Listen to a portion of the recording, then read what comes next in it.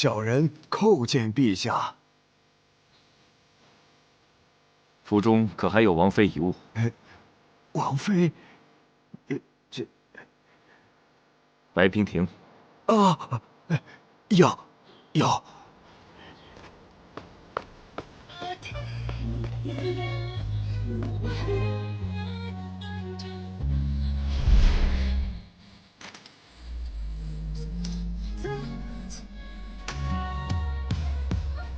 回去了吗？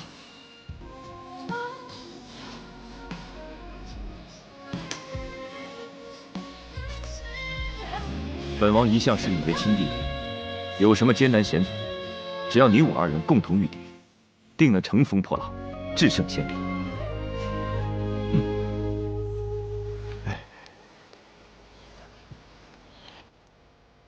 陛下，请恕罪。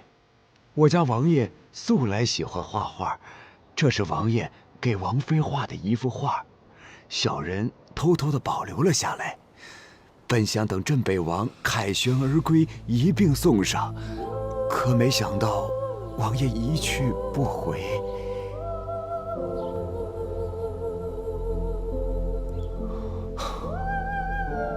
贝姐，为兄错了。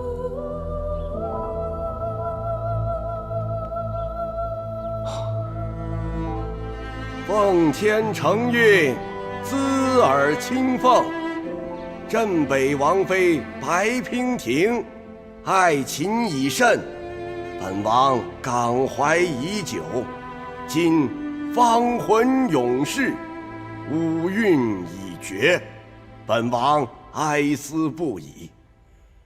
着令追封白娉婷为琴仙，设立庙宇。本王自继位以来，高坐庙堂，无感百姓之乐，黎民之所苦。自即日起，出行巡视各地，为期1月。本王巡幸各地之时，朝中诸多要事，悉托于王后与太尉所知。钦此。吾王万岁万岁万万岁！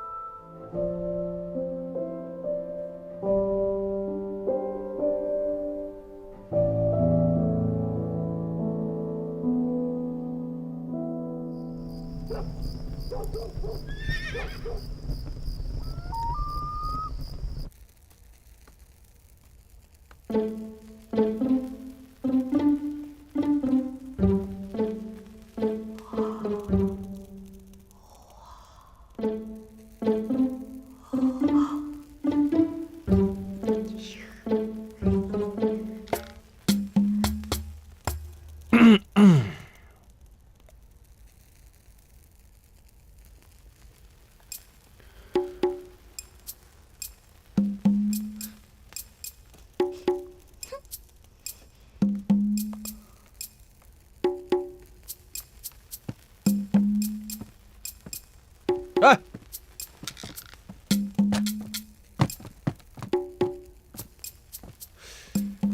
这大晚上的，穿得像个粽子一样，要去哪儿唱戏啊？要你管？哦，那我就不管了。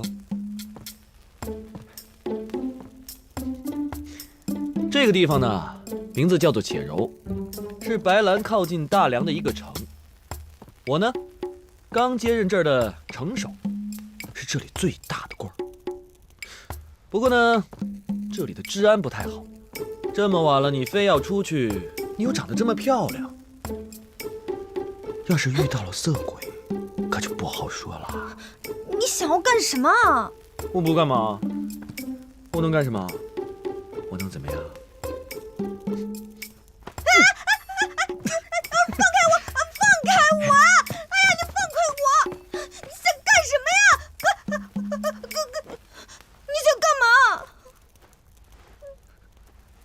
不过说真的，你这身衣服真挺丑的。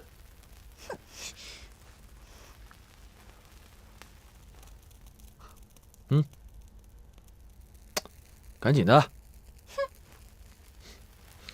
我可不是求你啊，我是命令你。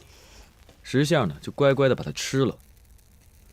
要是不吃的话，可别怪我不怜香惜玉。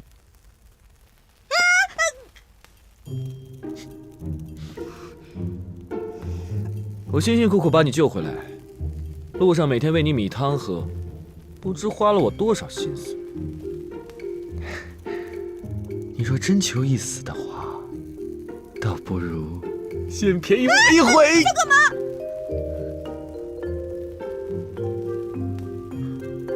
你以前也这么盯着楚北洁吗？关你什么事儿？别靠近我！你怎么一副未经人事的样子？你跟楚北洁多久了？她竟然都没有碰过你。关你什么事啊？你到底是谁？白娉婷，我是白娉婷。白娉婷。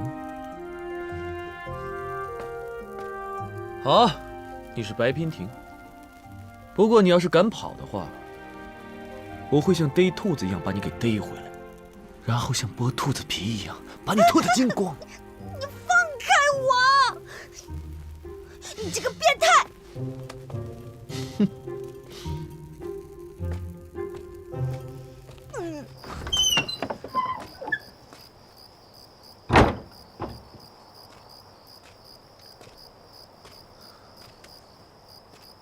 骗我？你可不是白娉婷。那你会是谁呢？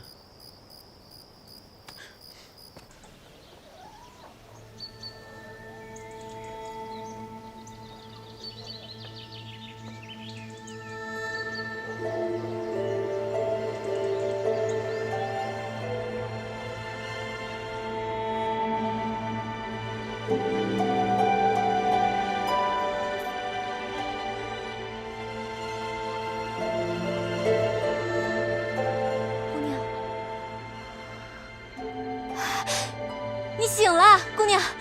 阿汉，快来啊！哎，姑娘醒了，快来！姑娘醒了。对啊，快看。姑娘，还认得我吗？我是阿汉呐。阿汉大哥。哎呦，还认得，认得就好，认得就好。姑娘，早知道我就该拦住你，不该让你上山。你说这山上多危险呢。可是，我记得我上了山。反正啊，我上山的时候，我远远就看见那个早就不知道废弃了多久的关卡那边燃了烟火，我就觉得奇怪啊，我朝那边过去了，就发现你晕在那儿了。你说你也是要当娘的人，怎么把自己弄成这样啊？是你们救了我。哎呦，没事没事就好。姑娘，只要你没事就好啊。你不知道，你都已经躺了10天了，总算是醒过来了。是啊。哎呀，姑娘你别动。你慢点。我躺了10天，见到我妹妹了吗？我上山采药的时候啊，我就看到你一个人晕在那儿，就把你带回来了，也没见到你妹子啊。醉君，姑娘，你别着急，别着急。对呀，姑娘，我们请郎中给你看过了，你和孩子现在都还有危险。郎中开了几副药，嘱咐你一定要好好静养，千万不能下床走动。你觉得现在怎么样？有没有哪里不舒服呀？我没事，多谢大姐大哥，给你们添麻烦了。哎呦，不麻烦。姑娘，你福大命大，凡事都会逢凶化吉的。更何况你对我们有大恩，你只要好好养身体，我们俩就心满意足了。是啊。对了，药好了吧？哦，对了，我去看看药去啊！快去！姑娘，你好好躺着，我去忙活了。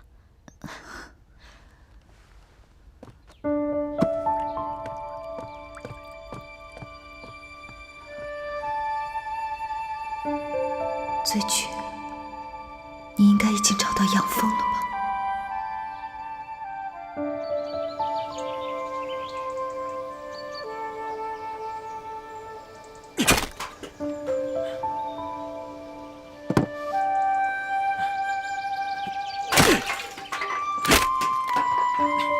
汉大哥，白姑娘，你下床干嘛呀？快进屋休息啊！我是来向你告辞的。我和我妹子走散了，放心不下，我必须得去找她，再也不能耽搁了。你去哪儿找她呀？我要去大梁。那你为何不从？阿汉大哥，不瞒你说，我是只能翻山过境的人。姑娘，你等一下啊！当家的，哎，怎么了？拿一身你的衣服给白姑娘。好，好。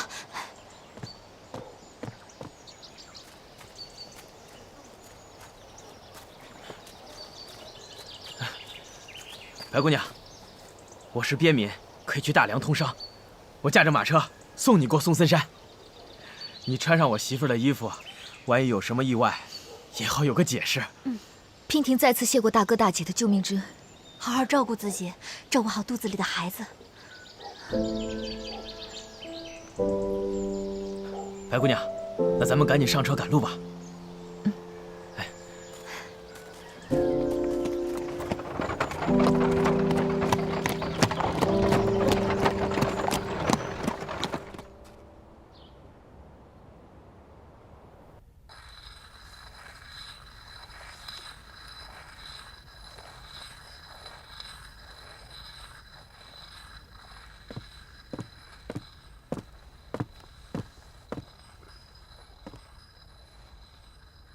公主居然绕过庭上议事，而直接在军中设立钱粮库。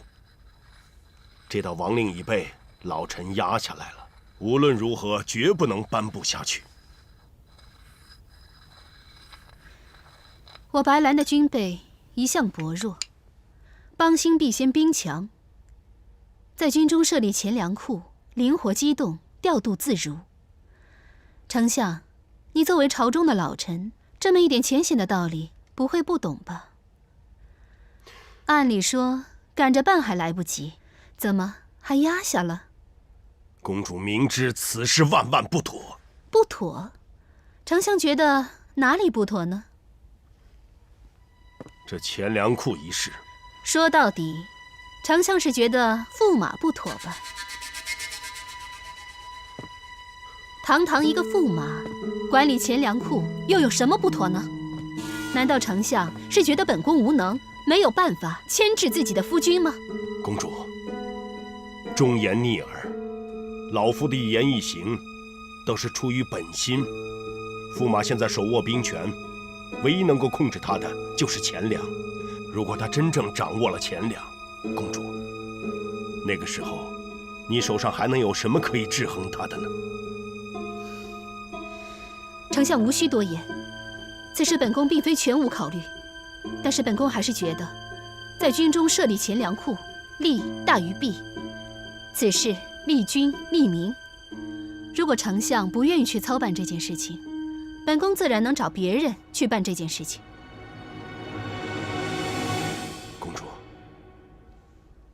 公主还记得大婚之日曾对老臣说过什么吗？不曾忘记。那一日，耀天心中忐忑不安，邀丞相入室密谈。公主当时说，如何才能留下驸马的人和心？希望老臣能够帮助公主思量。老臣当日答应了，必殚精竭虑。丞相不必说了，耀天知道，丞相是在为耀天考虑。可是现如今，驸马与本宫已成为夫妻，夫妻本是一体。驸马他为白兰王朝鞠躬尽瘁，立下过汗马功劳。可是我们呢？我们给过他什么？如果我白兰有立足于天下之心，一个有功的驸马都容不下，还谈何立足？我们一直猜忌他，打压他，处处制衡他，只会逼他走，逼他反。除此之外，还能有什么作用？人非草木，孰能无情？如果我们以忠臣待之，那驸马必成为忠臣；可是如果我们处处打压他，忠臣也会变为逆臣。丞相，你可曾好好的想过，我们之前所有的作为，会不会让驸马他心寒呢？公主，钱粮库一事，本宫心意已决。丞相，你不必多说了，请回吧。恕老臣昏昧，已看不清局势了。但是，老臣还想提醒公主一句：公主，万万不可被情爱所冲昏头脑。公主，你还是白兰王朝的君主。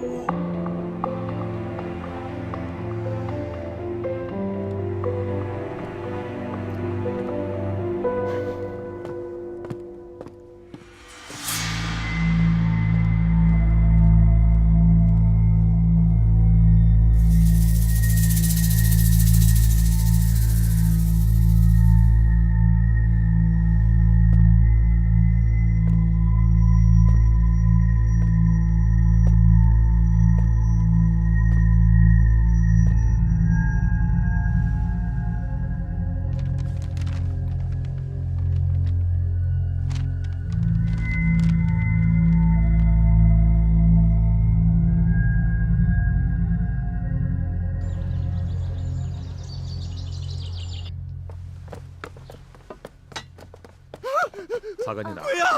鬼呀！鬼！大白天的，你胡说什么你？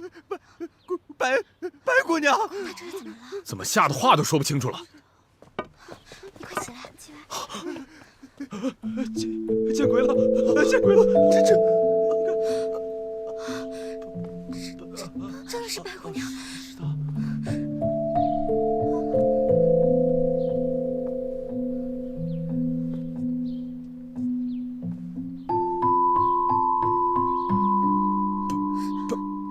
白姑娘，魏管家可还认得白娉婷？啊，魏婷自然认得。敢问姑娘从哪里来啊？我自白兰翻越松森山而来，本来早该到了，但路上遇到意外，耽搁了一些时日。没死吧？只是不知这府中众人为何见到我如此害怕。啊，白姑娘恕罪，这其中恐怕有些误会。哦，白姑娘，请先在此休息。我这就去通传将军和夫人。倘若知道你还活着，不知该有多高兴。还活着？啊，说来话长。传喜，传喜，快给白姑娘奉茶。我去就来。白姑娘，这边请。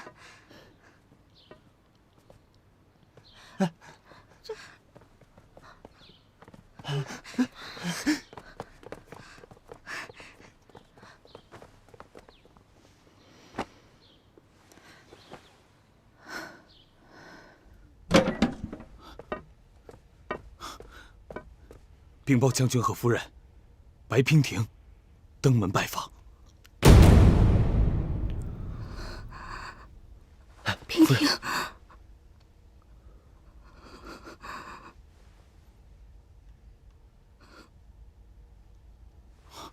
白姑娘，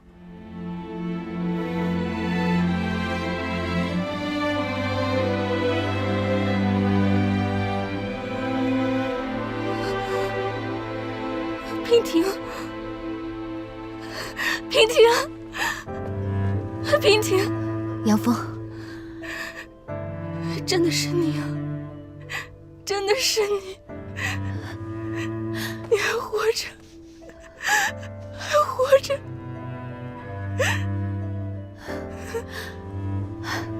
我还活着呢。你们一定是找不到我，以为我死了吧？难怪刚刚传喜他们一见到我就一脸的古怪。哎，醉菊呢？赶紧把他叫出来吧。他怕是见不到我，也一直在担心，见到我能好一点。啊！醉菊，醉菊是谁啊？醉菊没来找你们吗？不对啊，如果醉菊没有来找你们，你们是怎么上山找我的？发现我不在，然后以为我死了的呢？白姑娘，我们的人在山上发现了被狼群撕咬的尸体，还有女人的衣服，里面有你的一只玉簪。醉君，答应我，一定要活着，活着替我好好照顾她。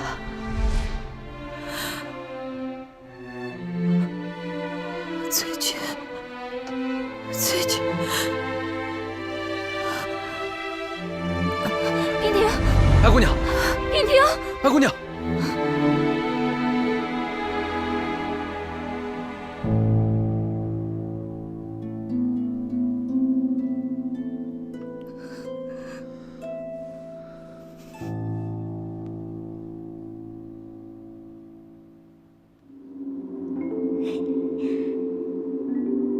姐姐，你快点好起来吧！姐姐，你快点好起来！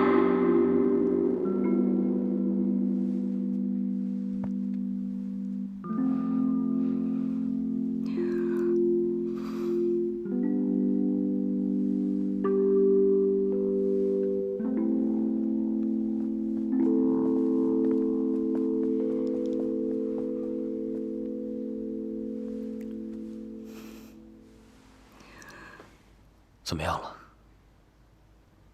一直在做梦。刚开始见面的时候，还好好的。别担心，因为失了针，所以才会睡得如此沉。医者说了，若是能让他睡到明天上午才好呢。可是医者说，他的胎儿还不稳定。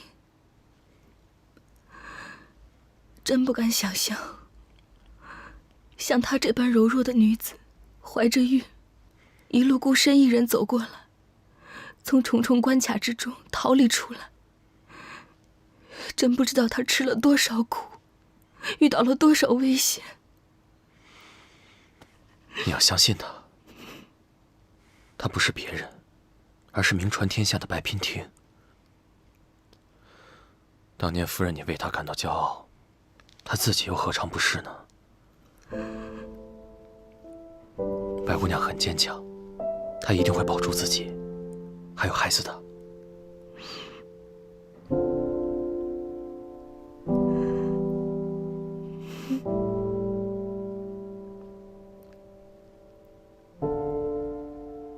对了，这件事情要不要告诉楚北姐？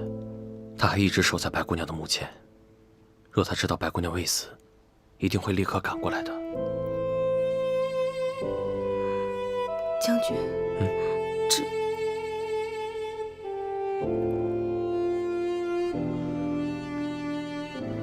也罢，要不然就等白姑娘醒了以后，让她自己做决定吧。虽然我很同情楚北姐，但是白姑娘怀着她的孩子，还毅然决然地离开，一定有她的难处。将军说的是，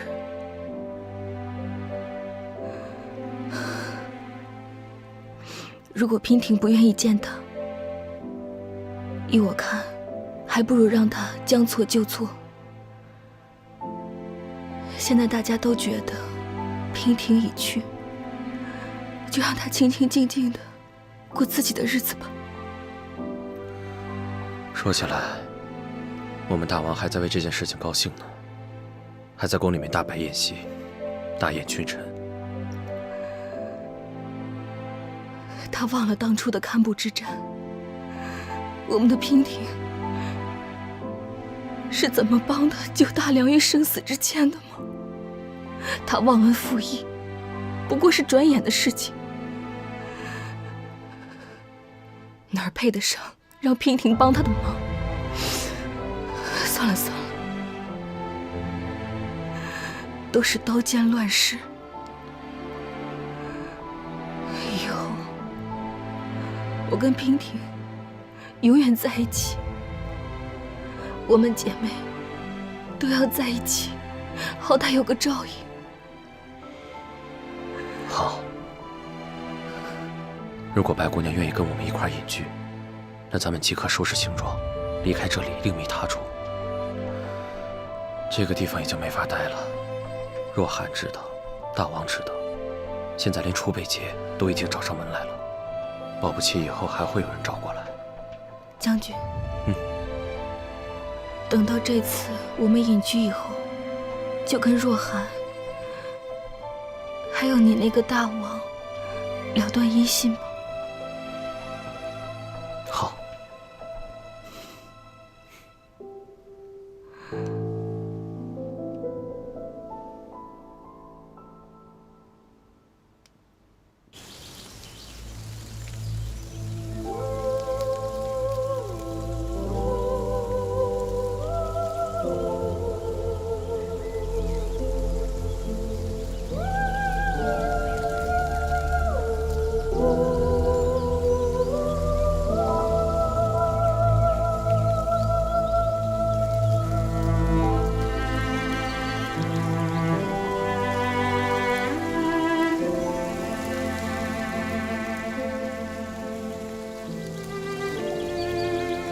北姐，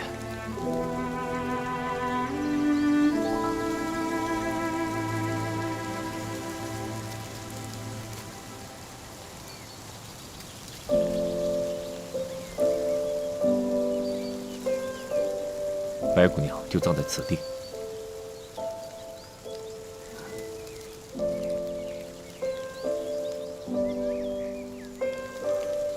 你怪本王？陛下，我们换个地方说话。当年晋良在堪布大战时，我们竟从这条索道掉到万丈深渊，所有人都以为我们必死无疑，但没想到我们捡回了性命。早知会有今日之痛，我和娉婷就该携手离去，岂不逍遥快活？娉婷的事情，本王已经知道了，是本王错怪了她。本王已经给她证明，临行之前，本王还封她为秦仙，让她位居大晋的神位，永享香火。如果她在天有灵，就再也不会觉得委屈了。陛下，人都已经不在了，神位又有什么用？这样高居在神龛之上，娉婷得有多寂寞？本王也很后悔。如果有她在，陛下，北捷这一次真的要走了，请陛下保重。北捷，北捷，你可知道，你是本王的亲王弟？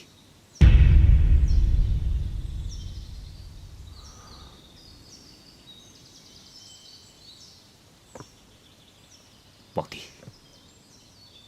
跟本王回宫吧。陛下，你在说什么？你糊涂了吗？本王清醒得很。本王只怕这个秘密再不告诉你，就会永远的失去你。北捷，你要知道，你是本王同父异母的亲弟弟。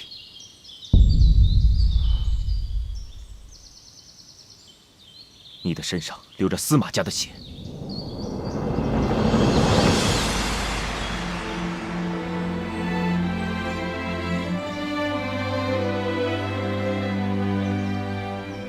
当年太后令所有的知情人保守这个秘密，你的母亲为了信守诺言，竟自缢而死。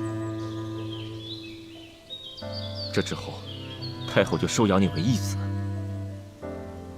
你仔细想想，你从小到大吃穿用度，和其他王子无异。14岁就让你领兵打仗，当然了，你的确是才华出众，出类拔萃。但是，如果你不是司马家的孩子，大晋王室又怎么会顺理成章的信任于你？军师命脉又怎么会轻而易举的交到你手上？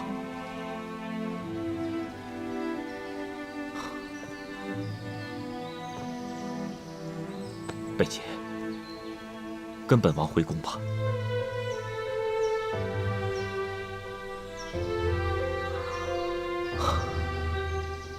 本王大限将至，时日不多了。司马家不能绝了血脉，本王要把王位传给你。王位？怎么？你不相信本王的话吗？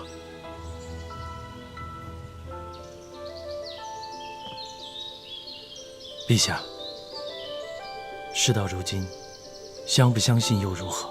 为了个王位，你争我夺，尔虞我诈，到头来却牺牲了自己所爱的人，值得吗？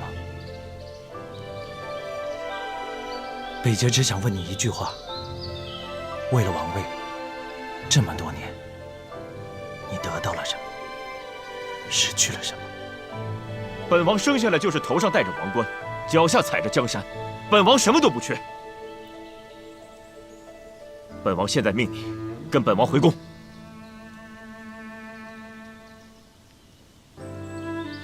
请恕北杰，不能从命。北杰，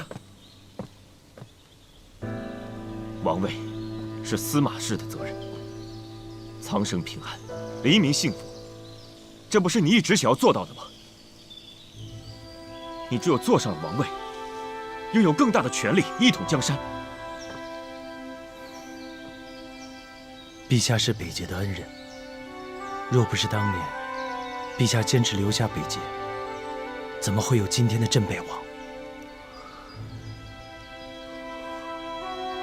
这些年，陛下与北杰共同进退，北杰的心中也一直把你当成我亲哥哥。北杰坚持到现在，不为权势，只为报恩。但这些年来，兄长的变化，北杰看在眼里，痛在心里。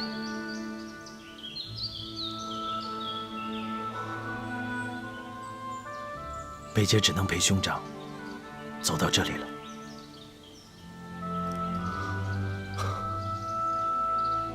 本王知道你累了，想要过一段平平静静的日子。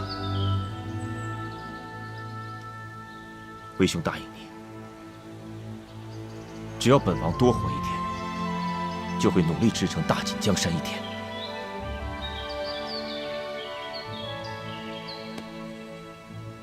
但是如果有一天本王走了，你务必要回来主持大局，传承司马家的血脉。贝姐，本王给你2年时间够吗？本王会再努力多活2年，等你回来。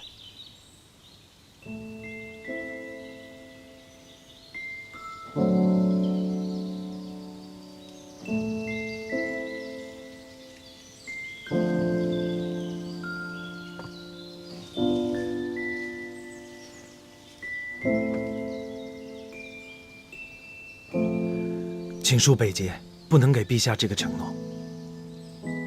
愿陛下能够打起精神，振作起来，护佑我大晋疆土，永固无虞。你会回来吗？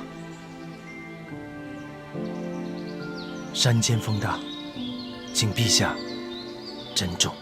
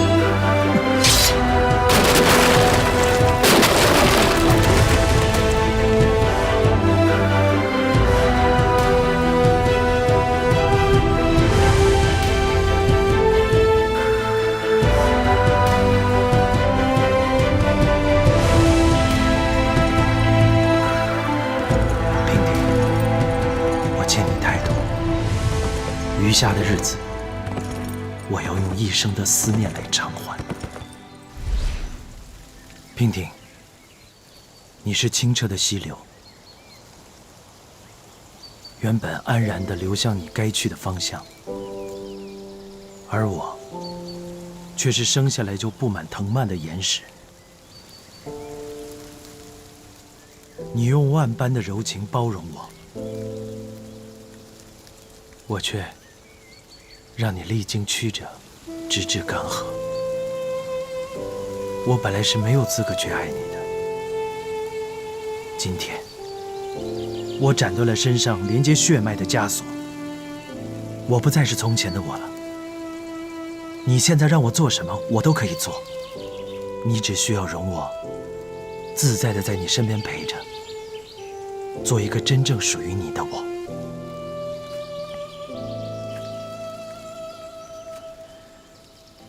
你还记得吗？我们大晋男子，若是喜欢一个女子，会连续3天为她守夜。那3夜，我已经许下了一生的承诺。你活着，我与你携手共度；你去了，我守你的尸首终老。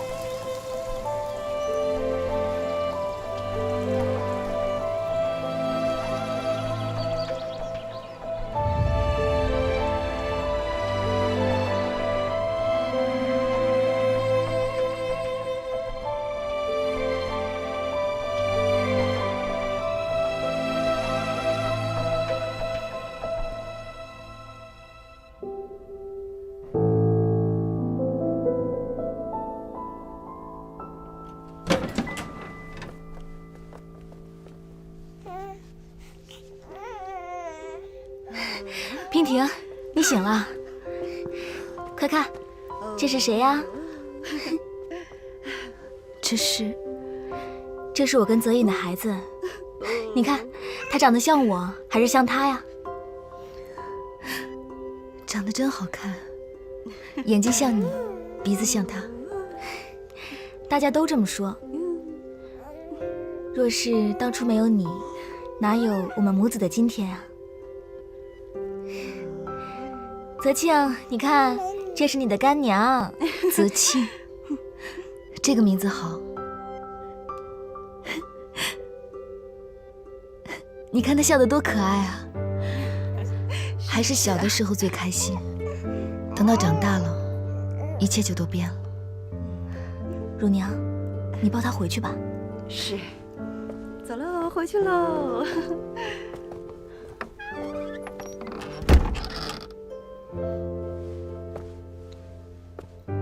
娉婷啊，人世沧桑，有些事情不经历，绝难猜想出来。但还好，我们2个好好的，有了彼此，有了孩子们，过去的事情就让它过去吧，日子还得过呀。你要看开。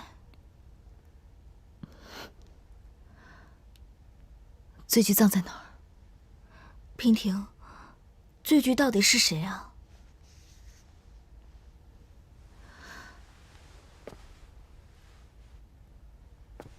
她是这人世间最可爱、最善良的姑娘。她不该就这么走了。我们当初看到尸骨，以为是你，就把她葬在了点清峰上。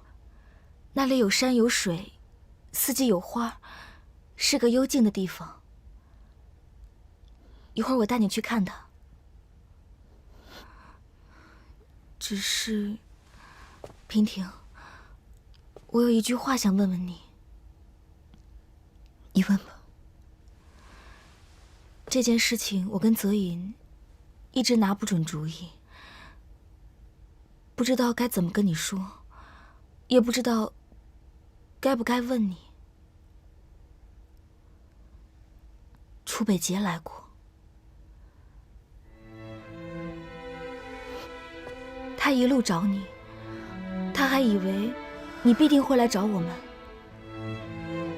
可看到的却是你的棺木。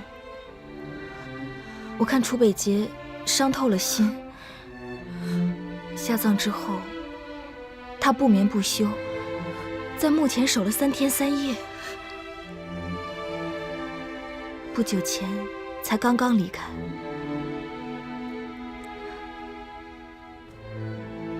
娉婷，你打算怎么办？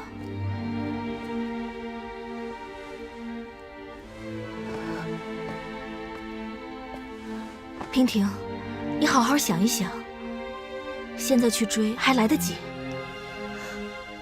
不要，你们一定都以为是他负了我吧？难道不是吗？是我害他太深，是我没脸见的，是我自己坚持不下去了。杨峰，你们都说我聪明，我也一直自诩如是，以为所有的事情我都能看得透、想得清，唯独这一件事情，世人都能看得清，而我却偏偏心存侥幸。这一份侥幸，让这个世上多了一个忘恩负义的侍女，多了一个误国叛军的将军。是我没脸再去见楚北界。娉婷，你不要这么说。以前那个白娉婷既然已经死了，就让她死了吧。既然她已经出了殡，下了葬，该哭的人也哭了，该笑的人也笑了，她就不必再出现在这个世上，给大家再徒添烦恼了。娉婷啊，既然你做出决定了，我也依你。但是你得答应我，以后不许离开我，四处流离，害我牵肠挂肚。事到如今，就算不为自己着想，也为你肚子里的孩子做个打算。我们找个地方隐居好吗？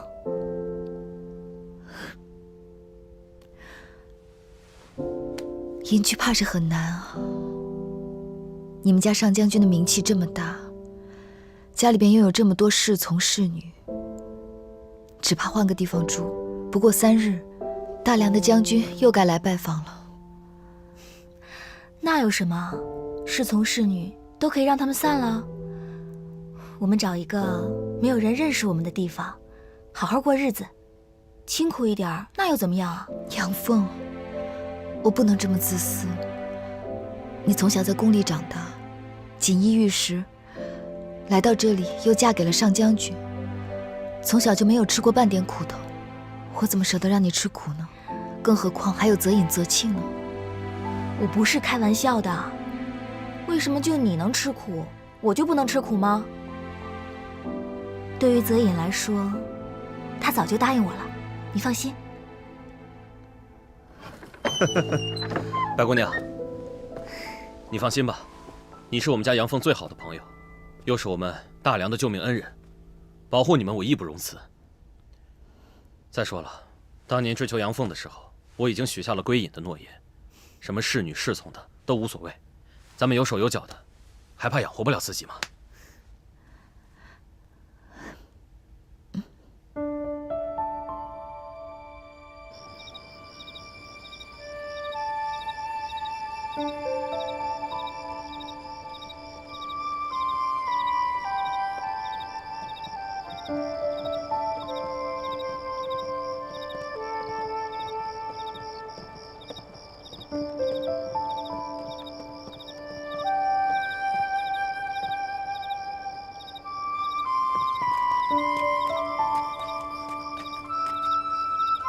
贵丞相手书，命封印呈给公主。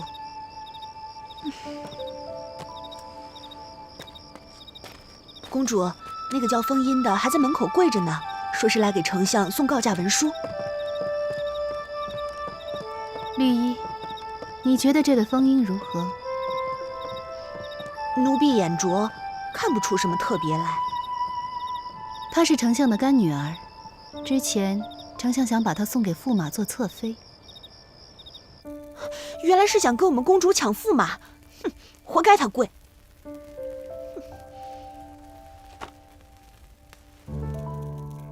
前些日子，本宫忙于朝政疏忽了，这些日子闲下来，细细一想，才觉得丞相的主意也是不错的。公主哪有主动给夫婿纳妾的道理啊？这不是委屈了你吗？我这也不是第一次了。白姑娘那次是假的，不作数。从来都是真的，哪有什么假？绿衣该死！公主自然都是真心的，只是那个白姑娘她自己不识好歹逃走的，到如今死不足惜。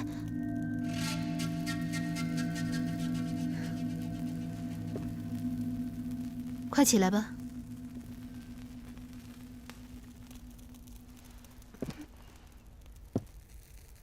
凤英虽然貌美，就算驸马贪图新鲜，我大个10天半月的也就渐渐淡了。我看她性格温柔，会弹琴也会跳舞，不如平日里就由她陪着驸马解闷取乐，也没什么不好的。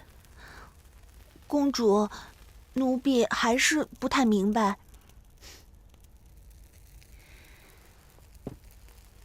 我看你呀，跟了我这么久，这饭量见长，可是这头脑心思还是一点长进都没有。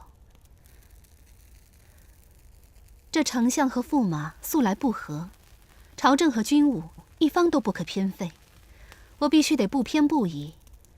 既然给了驸马钱粮库，就必须许丞相一个顺水人情，只有这样做，这两方才能消停一点。一个是我的夫婿，一个是我视若叔伯的重臣，这两者都是我的左膀右臂。只有拥有了他们两个，我们白兰王朝才能够兴旺发达。本宫也是从大局上考虑。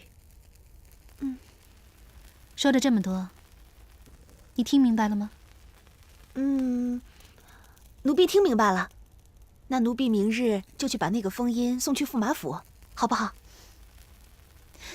哎，等等，你记得去给丞相传个话，就说本宫不再允许他称病告假了。是，奴婢这就去。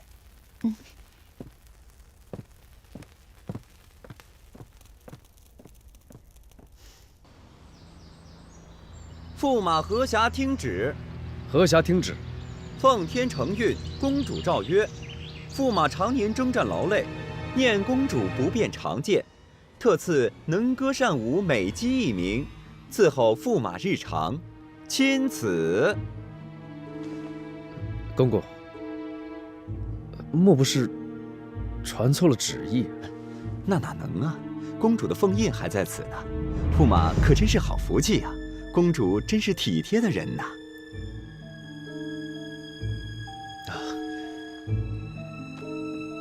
谢公主。奴才告退。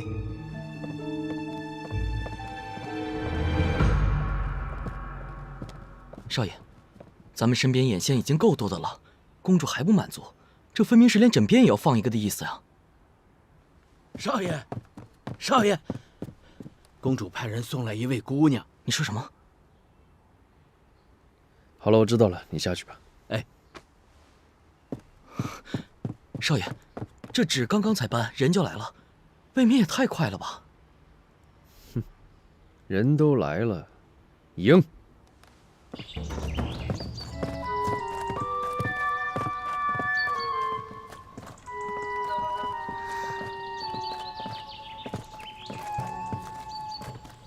封音见过驸马爷。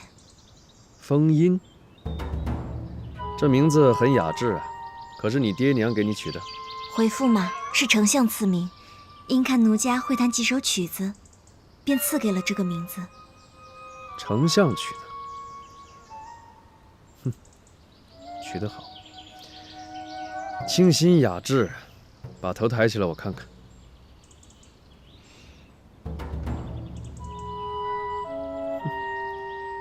丰满秀美，董卓，伺候封音姑娘到后院安顿。喜欢哪件都依准吃穿用度，全都不得怠慢。少爷，丰英多谢驸马爷厚待。走。驸马，丰英姑娘还有何事？倒也无事，只是丰英初来乍到，人生地不熟，心中很是害怕。能不能请驸马爷陪着丰英一起去呢？公主，你愣着干什么？带路。丰英姑娘，请。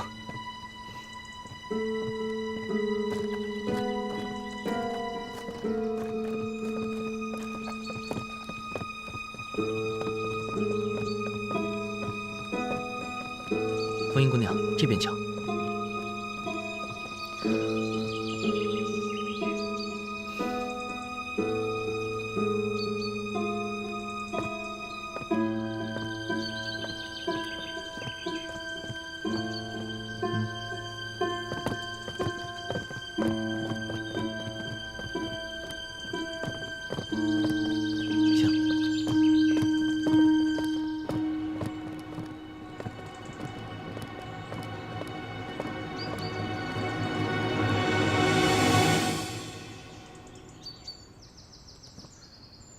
我想看看这间。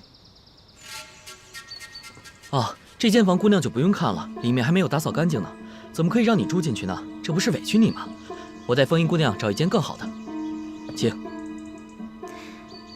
丰英是奉王令来伺候驸马爷的，不过一介侍女罢了，何须另行布置房间？驸马爷就将从前侍女住过的房，随便赏一间给丰英就好了。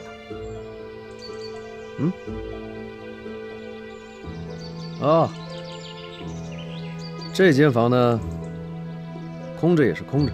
东卓，找人打扫打扫，让丰英姑娘住得舒服一些。是。丰英多谢驸马爷厚待。那丰英先去安放行李，晚些再过来伺候驸马。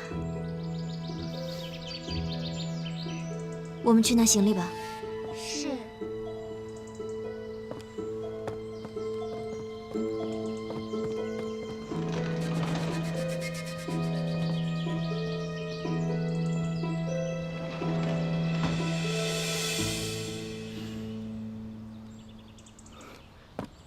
这个女人，她也配住在姐姐房间？我真不明白，公主到底在想什么？少爷，你真的要留下她吗？她是贵丞相的人，好好款待。贵长青这个老不死的，实在是欺人太甚。我们少爷，少爷。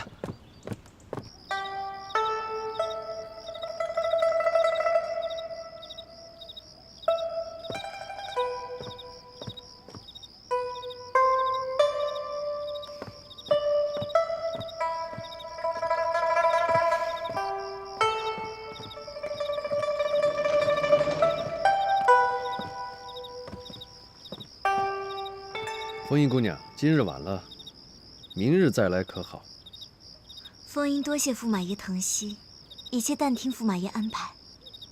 驸马要是乏了，便早些休息吧。丰英告辞。好。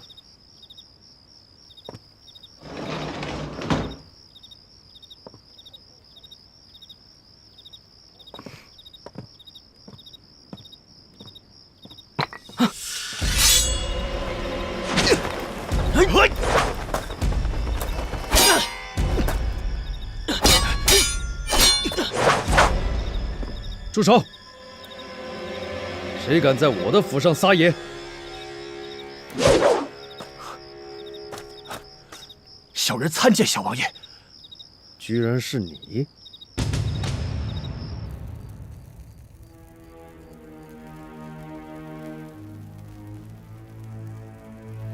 说吧，你的伤是怎么回事？实不相瞒，旧主不念旧情，他担心图谋不轨被燕王发现，妄图对小人赶尽杀绝，小人斗胆，请小王爷收留小人。小人愿意为小王爷鞍前马后，在所不辞。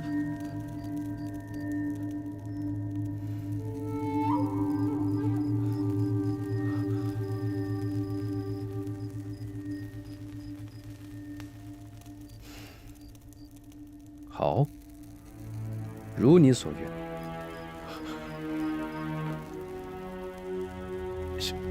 小王爷，小王爷没有什么想问在下的吗？小人一定知无不言，言无不尽呐。我没什么好问的，用人不疑，疑人不用。我希望你是个人才，不要辜负我对你的信任。末将感恩，一定不辜负小王爷。你记住了，小王爷已死，这里只有驸马。驸马，小人会将小王爷和静安王府放在心中。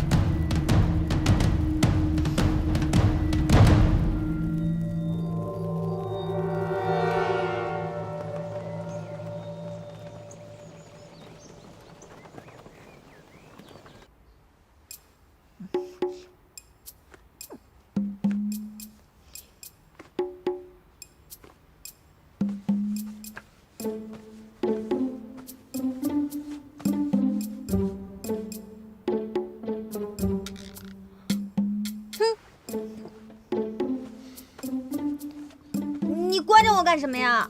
每天还要喂我吃喂我喝，还要担心我逃跑，你不如一刀杀了我算了。等我想明白这个问题，说不定你就已经死了。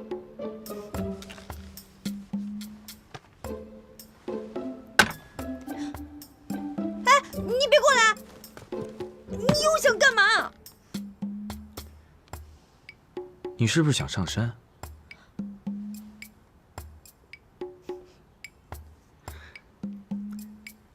我知道你想，但是又不敢相信，我居然满足了你的心愿。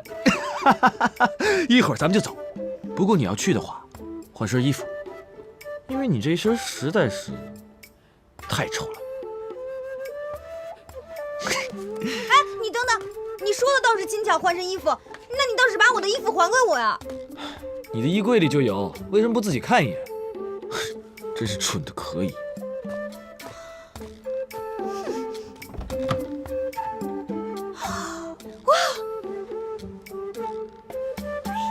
多谢夫人，大家都散了吧，散了吧啊！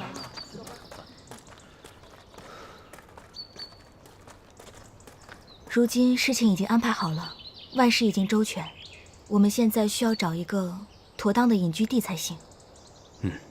我倒是想起了一个地方，就在松森山脉的另一旁，是一个宁静的小村庄。虽然是清贫了一些，但是那里的人心肠好。我想我们去了，应该也不会有什么问题。连娉婷都这么称赞的地方，一定是好地方。你觉得呢？你去哪儿，我就在哪儿。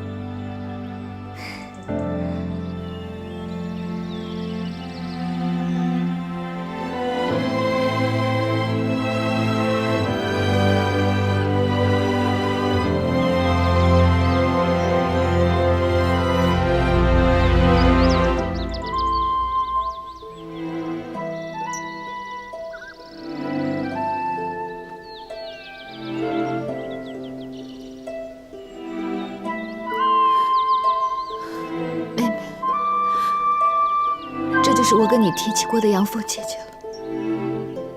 记得我们刚来孤藏城的时候，你就说过，你早就闻名双琴之名，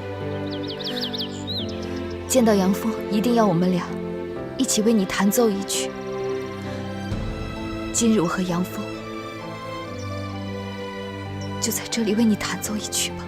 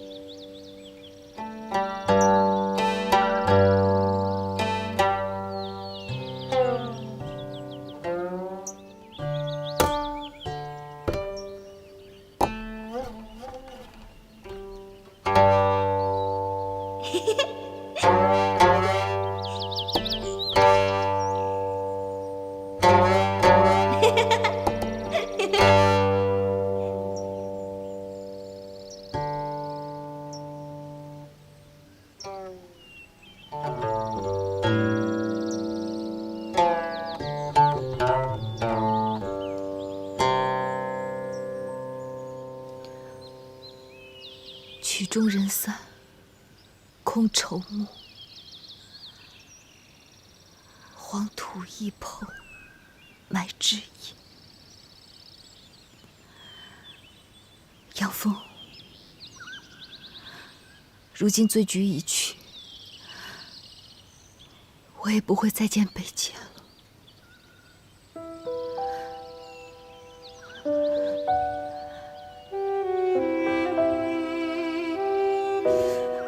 之前以后，我再也不想他了。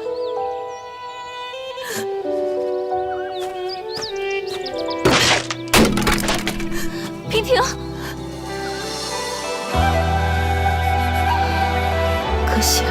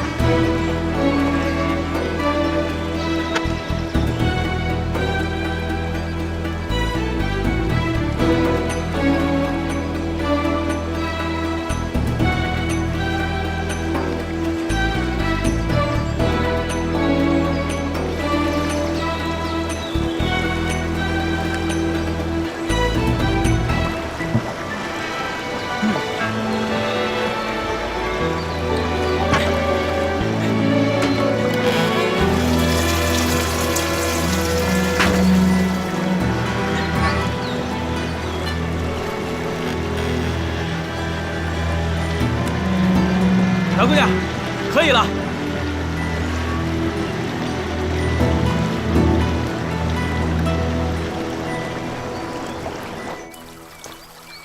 马步要稳，出拳要稳，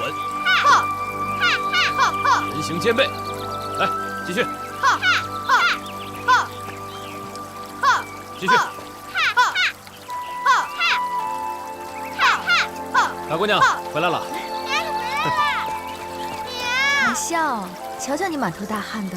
来，娉婷，来，你回来了。哎，你那个水车现在弄得怎么样了？弄好了。白姑娘设计的那个水车呀，那叫一个神啊！那些我叫不上名的装置，是一个接一个的。那河水啊，就像听懂人话一样，哎，让它往哪流，它就往哪流。这可比人力浇水啊省劲儿多了。依我看，今年这个杨梅啊，比去年多收3成，哎，最少3成啊！我娘当然厉害，不过娘厉害，长啸在家里练的也厉害。娘，你快过来看。哦，好，好，好，我们家长啸啊最厉害了，我们一起去看看他练拳好不好？好，来，来。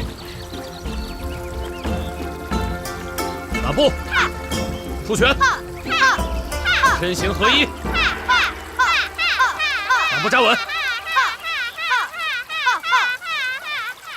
要正，马步要稳，出拳有力。两位小公子从小就身体健硕，练起拳来有模有样。哎，这一定是都继承了他们爹爹的英勇吧？继续。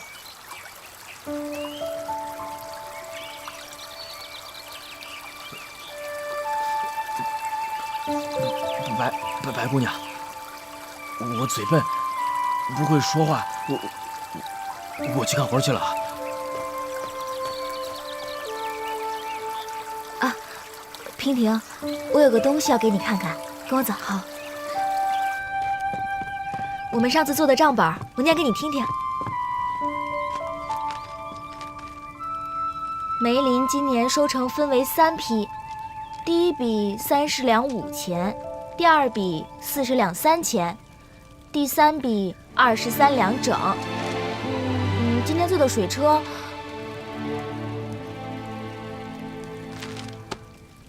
娉婷，在想什么呀？没想什么。你还没想什么？你的心思都飞到天边去了。你要真没想什么，给我念念我刚才念的账本。梅林今年的收成分为3批，第一批是30两5钱，第二批是40两3钱，第3批是23两整。今天做的这个水车，木材是村民家里给的，木工是村口的刘师傅，2两5钱，而村里的每个人都出了力帮忙，按理算应该每个人都给50钱。今年梅林的收成还算不错，所以按理我们应该给村里每个人都分红。今年梅林还没有名声，待明年百里梅林名声大了，村民们一定会有更多的收入。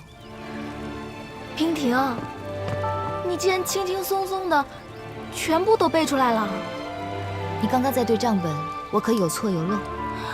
一个都没有。娉婷啊娉婷，为什么你的脑袋这么精明？为什么每一件事情通过你的手就变得这么玲珑？我们刚来到这里，这里是一片荒芜，你先带领着大家找到了水源，打了井，让梅子树在松森山下生了根。如今又发明了高田灌溉的联动水车，硬是把一片荒芜的地方建成了塞上江南。我觉得呀，传说中的点石成金手就是你这双手。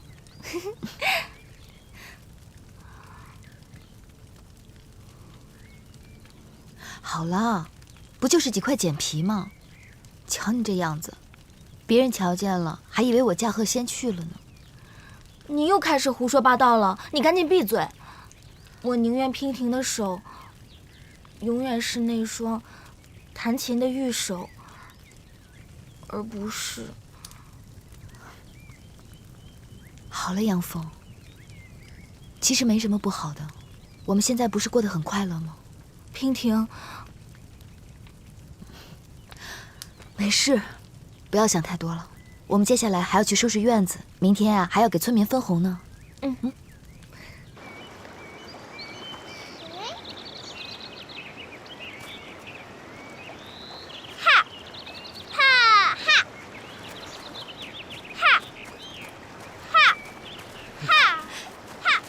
在那儿呢。乔乔，乔乔，过来。哎，看看，这是什么？是木剑。对。谢谢叔叔。玩去吧。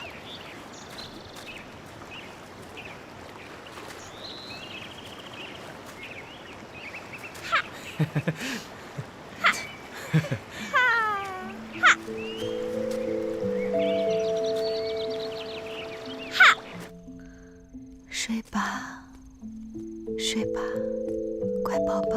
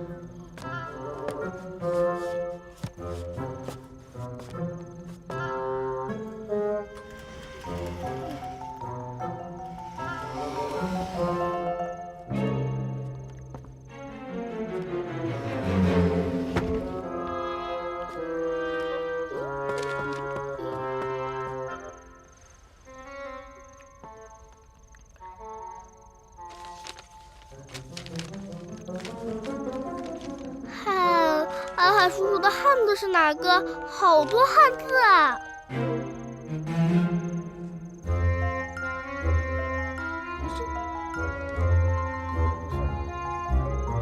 算了。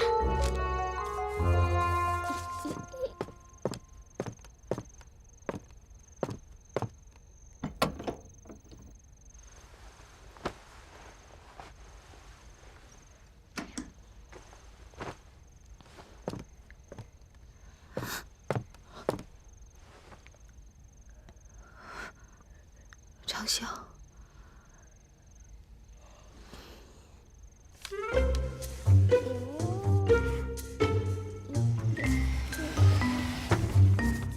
长啸，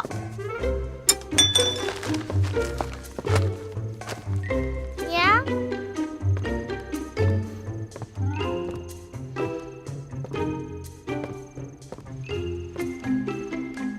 你这是在干什么呢？我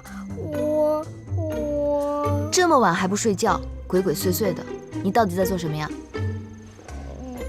拿出来。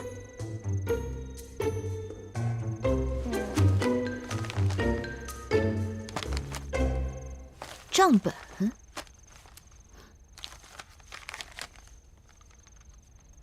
这些东西都是你改的？小小年纪你去改账本做什么？老实交代，否则娘打你屁股。娘，你别打我！今天早晨，阿海叔叔送我个小木剑，长啸很喜欢的。你阿汉叔叔一向都对你很好啊，那跟这件事情有什么关系？娘，你不经常教导长啸说“滴水之恩，当涌泉相报”吗？别人帮助了我，我要回报别人。我就说明天要给村民们分红，听说有钱拿。所以我都想让娘亲多分点钱给阿汉叔叔他们。所以你就想出了这个馊主意啊？娘亲欺负长啸，这主意哪里馊了？你呀，以后你长大了就知道为什么这是馊主意了。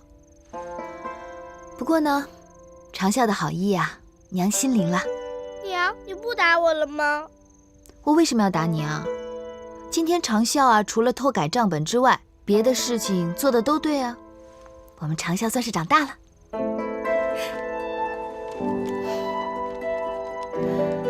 走吧，去睡觉了。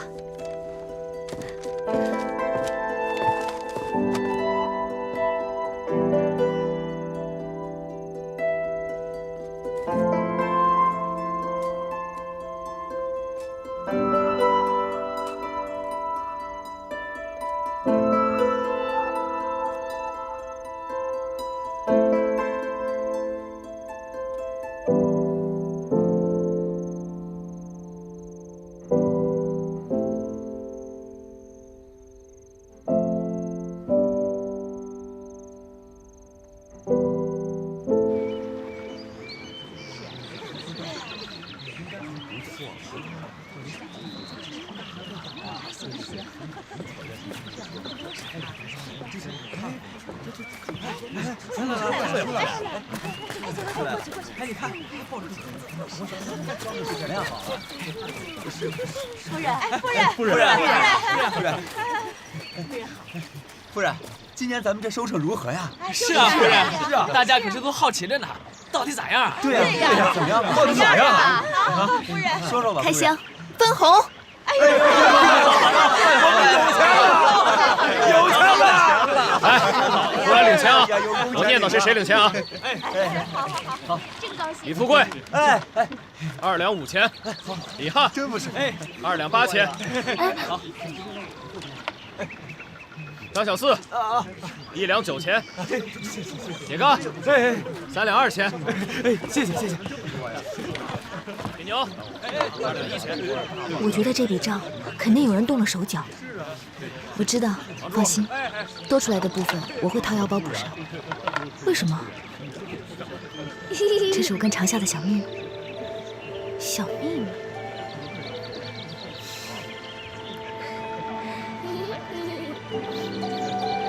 好，那就依你们。谢谢夫人，乡亲们，谢谢夫人，谢谢白姑娘，谢谢夫人。我要感谢大家，因为有了大家的辛勤劳作，我们今年才能有这样的大丰收。我们用梅子酿的酒，销量非常的好，就连外村的人也特意赶过来买。所以我想，今年我们应该要多跑几个村庄，让更多的人尝一尝这个梅子酒，好打响百里梅林的名号。这样明年就会有更多的订单，大家也会有更多的收入。我操！这好啊！自从咱们大伙跟着白姑娘一块开垦这山地，让我们一下种了这百里梅林。以前咱们狮子林，你可知道啊，都是苦的叮当响。现在可好了，日子是一天比一天的好过呀！别的我也不敢跟大家多说，就拿我来说吧，这说我大家都知道。之前我连条裤子都舍不得买，你别挑我。你看我现在自己盖了大房子，也娶了媳妇了，是不是？你不是光棍，你是光腚啊！是啊，这一切还是要感谢白姑娘，谢谢白姑娘了。这白姑娘是我们的大恩人，对不对？对，乡亲们，白姑娘一直为我们老百姓想，不如让她来做我们的女村长，好不好？好！女村长，女村长，女村长，白